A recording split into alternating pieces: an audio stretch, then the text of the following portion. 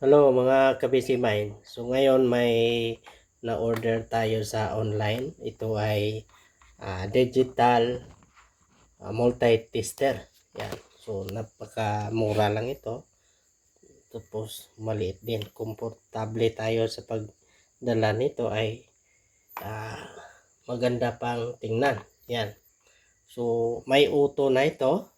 Kapag na-set natin yan sa auto, may tatlong uh, range na dapat nating i-testing dito.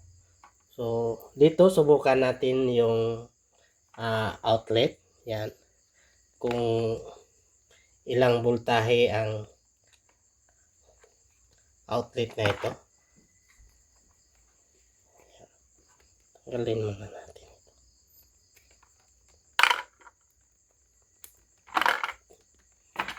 So malaman natin kapag may voltahe kasi mag-ilaw ito ng pula. Yan. Check natin.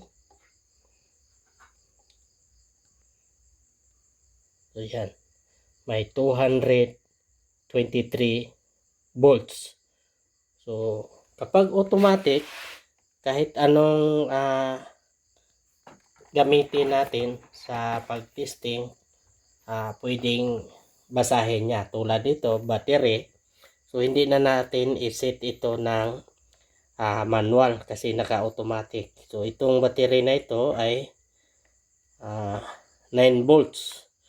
So tingnan natin kung accurate pa bang voltahe dito.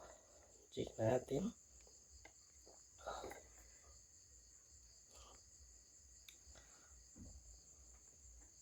Yan. 9.74 volts. Kapag binaliktad naman natin,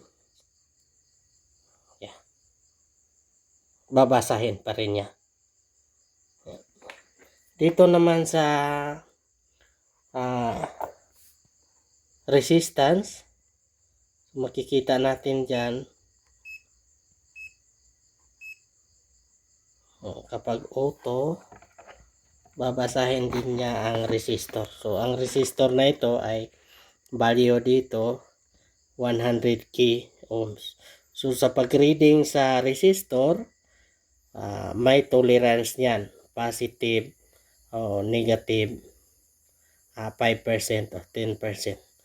So tingnan natin kung ilang value ng resistor na ito. Yan. Dito. Test natin ang resistor.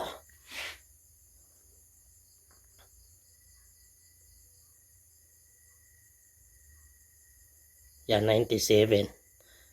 So tama ito. Kasi 100 ohms ang value ng resistor dito. Ito naman may non-contact live testing din. So itong NCV or non-contact volt. So malalaman natin dito tutunog yan kapag idikit natin sa cable na ito. Subukan natin. Yeah. So may naka-display dyan na H, ibig sabihin yan high voltage dyan. So dito naman sa live, ito ay manual contact. So tingnan natin sa live. Yan, live. Testing natin yung isang butas ng outlet. Yan. Sa baba. So ibig sabihin, isa lang ang live sa ating supply. Kasi line to ground yung supply natin.